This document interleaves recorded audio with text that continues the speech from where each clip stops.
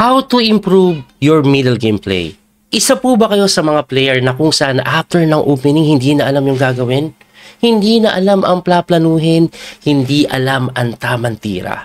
Aba, para sa inyo po yung video na ito dahil magtuturo po ako ng mga bagay na makakatulong para mapalakas nyo ang inyong middle game play. Pero bago po natin simula guys, i-like nyo muna yung video natin at kung di pa kayo followers or subscriber, gawin nyo na po. So ano pang hinihintay natin? Simulan na. That little mouse, 'cause I'm an albatross.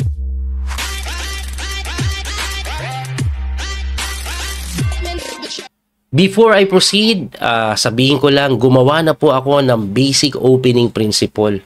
Isa po yun sa top 10 most view ko sa YouTube. Tingnan nyo na lang po. No? Siguro ilalagay ko yung link sa description below para sa opening muna kayo magsimula. Ngayon, ito pong video ito ay para naman po sa middle gameplay. Ano ba yung dapat natin gawin?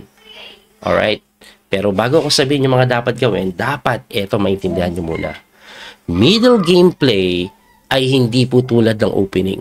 Ang opening po kasi medyo kailangan dyan memorization. Of course, may konting analysis, pero mostly, kinabisado mo yan, inaral mo yan, binasa mo sa libro.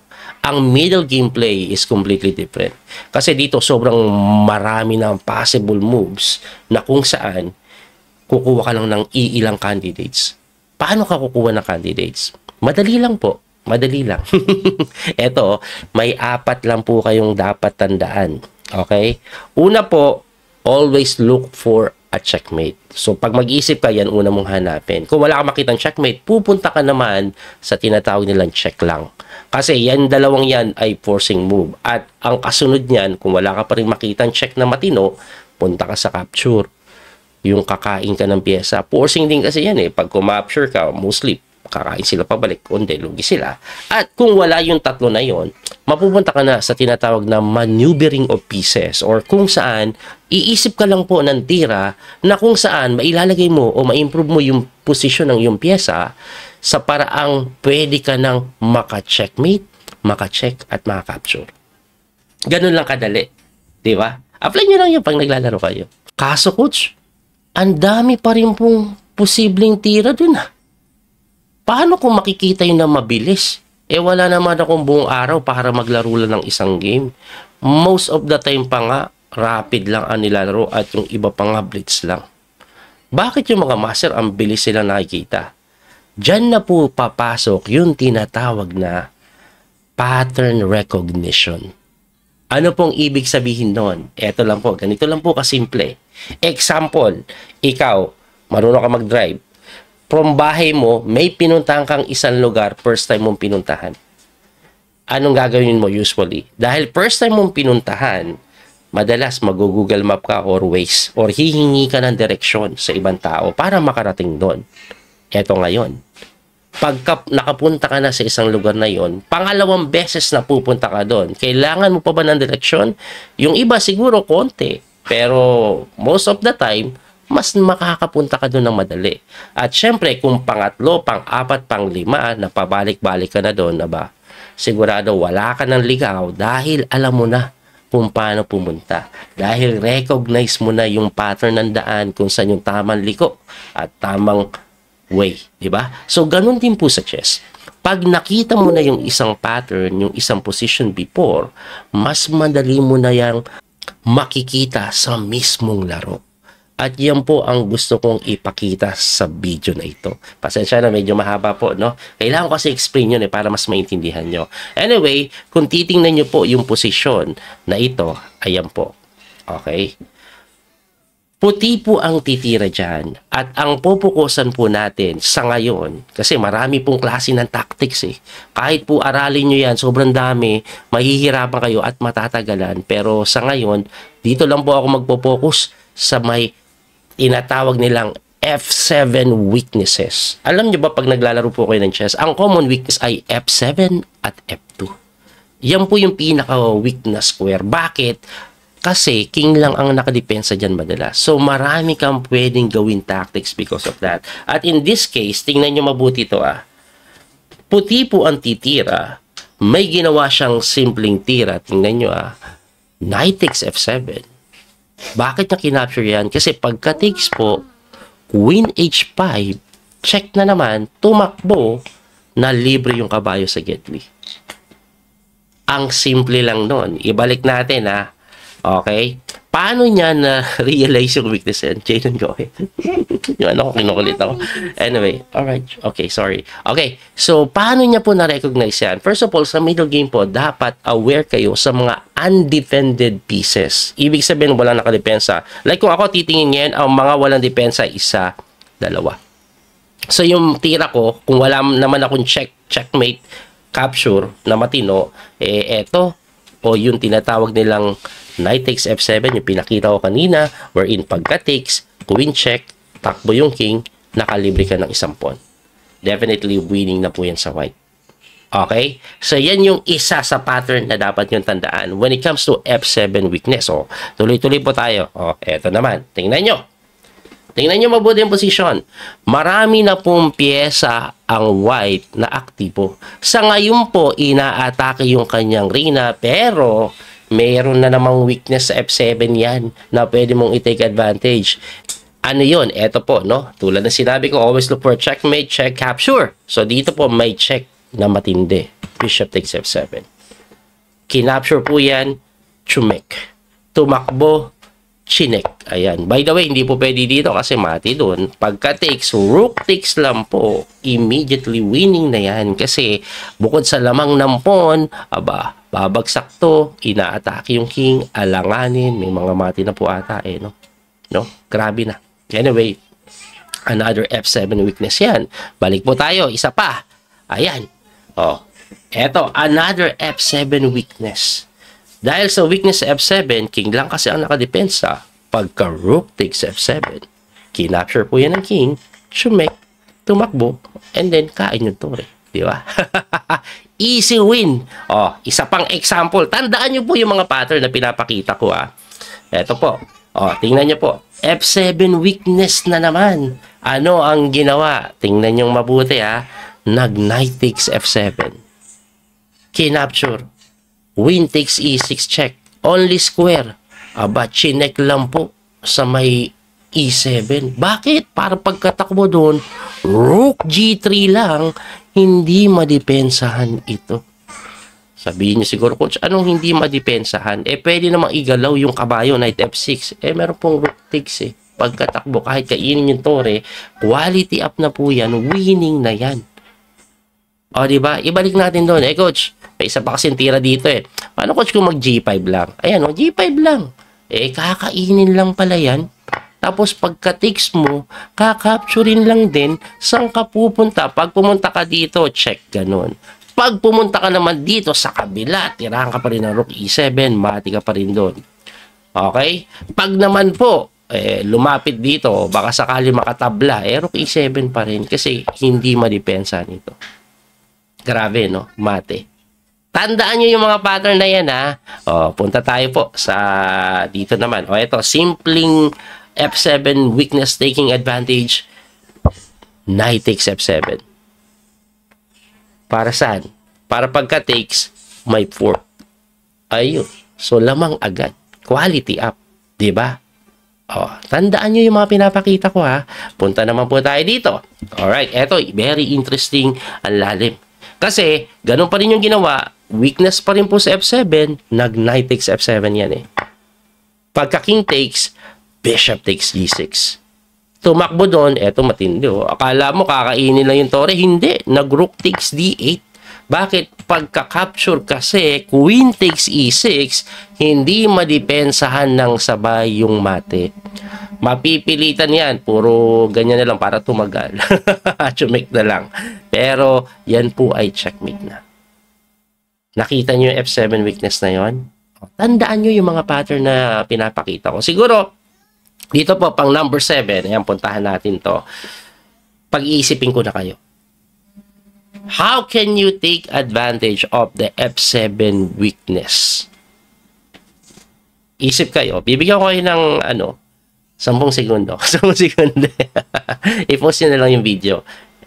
Tapos, pag nakita nyo na, i-play nyo na. I-comment nyo na lang yung sagot kung nakita nyo. Anyway, eto po kasi ang tinira dito. Bishop takes F7. Why? Pagka takes, check. Tumakbo, edi kain mo. Nakita niyo yun? So, nakita niyo yung mga klase ng tactics dahil sa weakness sa F7. So, bakit ko po pinapakita yung napakaraming ganyan? Para po ma-recognize nyo yung pattern. Para maintindihan nyo yung mga possible way to take advantage yung F7 square. At dahil doon, medyo may idea na kayo kung ano ang gagawin pag naka-encounter kayo ng almost similar position. Hindi kailangan eksakto eh. Example, eto na po. Sample game po tayo ha. Puti po ang titira, ang tinira niya E4. Nag-E5, Knight F3, nag-Knight C6. Tumira po ng Bishop C4, normal lang. Ngayon, dito po may trap eh. Yung Knight D4. Trap po yan. Pag kinapture mo ito, titirahan ka ng gano'n. Nakita nyo na ba? Tapos siguro pakita ko na lang na mabilis. Eto po, gano'n. Yung tumitira po ng fork, tapos takes. Pagpunta dito, capture lang. Pagka-takes dito, mati ka. Kaya binibigay yung pawn. Okay? So, balik tayo dun ha. So, kaya po gumaganyan. Ngayon, of course, kung alam mo yan, hindi mo kakainin yung pawn sa E5, magna-knight takes pawn ka. Pagka knight takes pawn, binabawi yan. And then, ang best move dito, C3. Ngayon, pagka C3 po, pag kinapture yan, knight takes ka, makokontrol mo yung gitna. Di ba? Lakas ng sentro. Grabe development mo, siya wala pa. Kaya ang ginagawa nila dyan, yung iba, nagbi-bishop C5. What's the point of bishop C5? Eh, pag kinapture mo, ako yung naka-develop, edi okay pa. Di ba? Ngayon, dahil nakita kayo ng iba't ibang klase ng pattern, taking advantage of the F7 weaknesses, ano ang best move dito ng white? Tingnan natin kung makikita nyo. Kita nyo na ba? Hindi po ito parehong-pareho ng mga puzzle na binigay ko. Pero yung pattern niya similar sa mga una kong binigay. Which is, sasabihin ko na para mabilis po tayo, bishop takes. Anong meron? Pagka takes, dahil undefended to, may queen h5 ka, tatakbo yung king kahit saan niya gusto. Siguro mag g6 na lang. You'll take the bishop. Lamang ka na ng pawn, hindi pa nakakasling yung king. Mas dumali nyo nang makikita yan dahil nakakita na kayo ng ibang pattern before. Diba? Oh, another example. Ito. Oh, pakita ko din to. Ayan, oy, tumira na. So, dito po, sa trap din to eh. Pagkatira po ng D5, tumira po ng E5. Yan po yung tinatawag na England Gambit eh. No, yung pag tilex mo, medyo magulo, may ganon. Ngayon yung iba, takot. So, ang ginagawa, ni D5 lang. Pagka D5, magde-develop lang yan, Bishop C5. So, pagka Bishop C5, yung iba, nagsi-C4. Bakit? Bago mag-Knight C3, gusto nila naka-develop yung C4, may suporta. Ngayon, yung black, mag-D6. Pagka D6, Knight C3 na nga, and then, nagde-develop. Pagka-develop, tumitira po ng Bishop G5. Ayan. So, pinin, no? Kasi nga, ang ganda tingnan, nakalabas na to, wala nang suporte. So, mapipin ka ngayon, may mga ganun pang idea. Pero, because of the pattern na pinakita ko sa inyo kanina, weakness sa F7, in this case, weakness sa F2, ano ang tira po ng white? Dapat makikita nyo na yan, kasi nakita nyo na yung pattern eh. Almost similar yan sa kanina, hindi kamukhang kamukha, pero halos pareho. Oh, nakita nyo na yung sagot?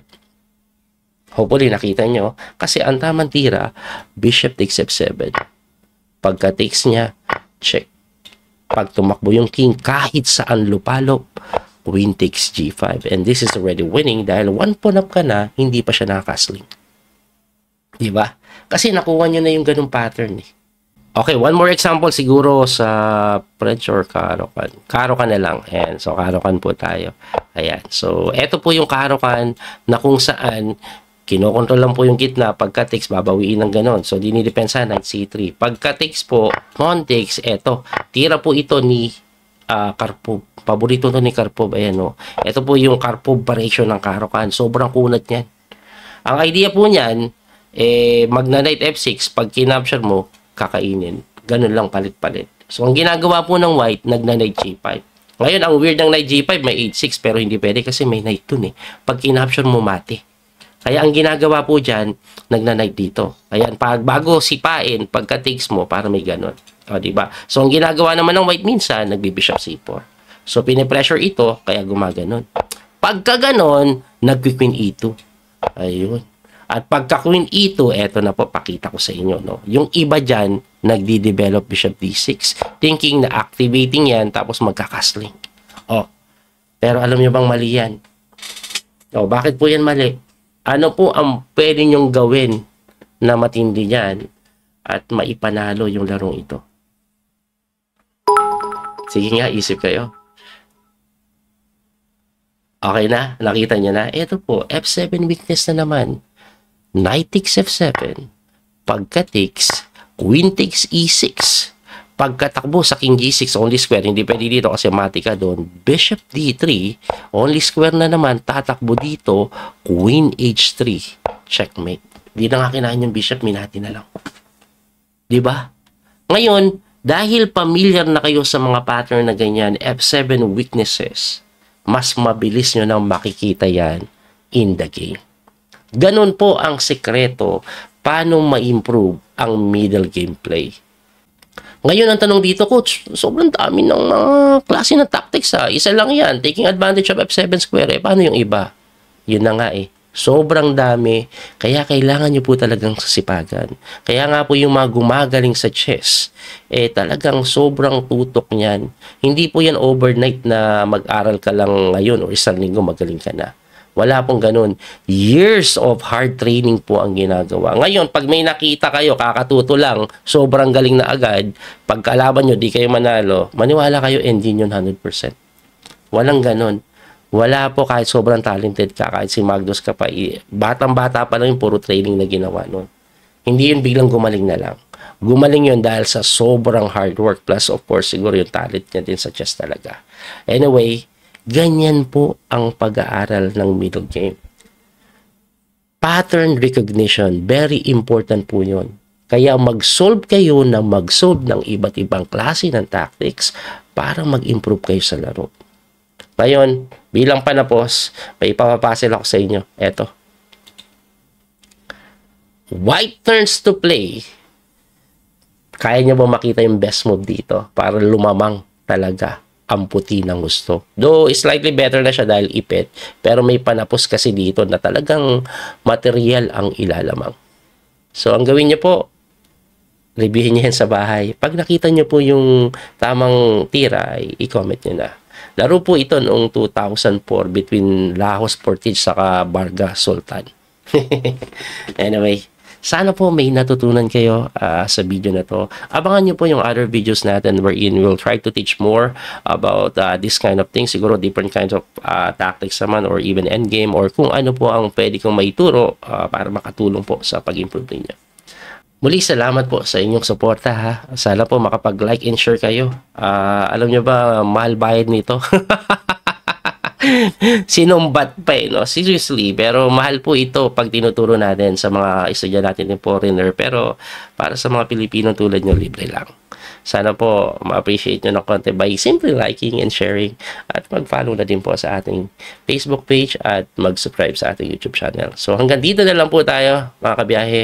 Ako po si FIDE Master Daniel Causo. Hanggang sa muling pagkikita. God bless po. Bye po. Thank you. That little mouse, 'cause I'm an albatross.